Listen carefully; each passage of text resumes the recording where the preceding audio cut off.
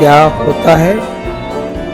होता है जब दो लोग बिना कुंडली मिलान के शादी के बंधन में बंध जाते हैं। भाई और बहनों, क्या ग्रहों का मेल न होना सच में रिश्तों में तूफान ला सकता है, या फिर प्यार और आपसी समझ ही सब कुछ है?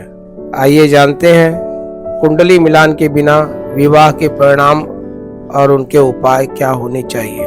कुंडली मिलान का महत्व क्या है? हिंदू परंपरा में विवाह केवल दो व्यक्तियों का नहीं बल्कि दो आत्माओं और परिवारों का मिलन माना जाता है। कुंडली मिलान इसी सामंजस्य को परखने की प्रक्रिया है। जब जन्म के समय ग्रहों की स्थिति का मिलान किया जाता है तो यह देखा जाता है कि दोनों के स्वभाव, सोच और भाग्य कितने मेल खाते हैं। अगर ये गुण मिलान ठीक से न हो तो मानसिक, आर्थिक और पारिवारिक अस्थिरता पैदा हो सकती है। यही कारण है कि शास्त्रों में 36 गुणों में से कम 18 गुण मिलना जरूरी बताया गया है। कुंडली मिलान के बिना विवाह की चुनौतियां कौन सी हो सकती हैं, इस पर बात करते हैं। तो उन दंपतियों की जिन्होंने कुंडली मिलान मिलाए बिना शादी कर ली। ऐसे विवाह में सबसे पहले मानसिक और भावनात्मक असंतुलन देखने को मिलता है। अगर चंद्रमा की स्थिति विपरीत हो तो छोटी छोटी बातों पर मतभेद बढ़ सकते हैं। दूसरी चुनौती होती है आर्थिक अस्थिरता की। अगर ग्रह जैसे मंगल, शनि और राहु केतु अशुभ स्थिति में हो तो कैरियर, व्यापार और धन से जुड़ी परेशानियां बढ़ सकती हैं। तीसरा कारण होता है संतान सुख में समस्या। अगर पंचम या षष्ठम भाव में दोष है तो संतान प्राप्ति में विलंब या कठिनाई हो सकती है। कई बार ये मतभेद इतने गहरे हो जाते हैं कि रिश्ता तलाक की कगार पर पहुंच जाता है। यही वजह है कि ज्योतिष में विवाह पूरे मिलान को आवश्यक कहा गया है। तो भाई और बहनों, क्या ऐसे विवाह फिर भी सफल हो सकते हैं?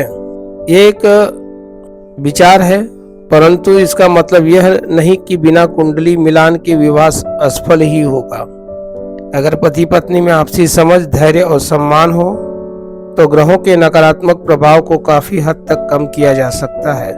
साथ ही कुछ ज्योतिषीय उपाय भी जीवन में स्थिरता ला सकते हैं। जैसे मंगल दोष के लिए ओम अंगारकाय नमः, ओम अंगारकाय नमः मंत्र का जाप करना, या राहु केतु दोष के लिए महामृत्युंजय मंत्र का प्रयोग करना। मूंगा या उपल जैसे उचित रत्न धारण करना और शिव पार्वती की आराधना करना भी वैवाहिक सुख को बढ़ा सकता है। कर्म और दृष्टिकोण की भूमिका से अगर देखी जाए तो कुंडली केवल संभावित रास्ते दिखाती है, लेकिन चलना हमें अपने कर्मों और सोच से पड़ता है। अगर पति पत्नी एक दूसरे की भावनाओं की कद्र करें तो नक्षत्र भी उनका साथ देने लगते हैं। सकारात्मक सोच, समझदारी और परस्पर सहयोग, यही किसी रिश्ते की सबसे मजबूत कुंडली होती है। तो दोस्तों, अगर आप विवाह की सोच रहे हैं तो कुंडली मिलान को एक मार्गदर्शक माने, न कि बंधन।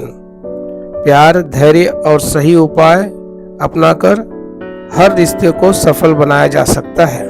वीडियो अच्छा लगे तो लाइक करें, सब्सक्राइब करें और दोस्तों को भी शेयर करें। धन्यवाद।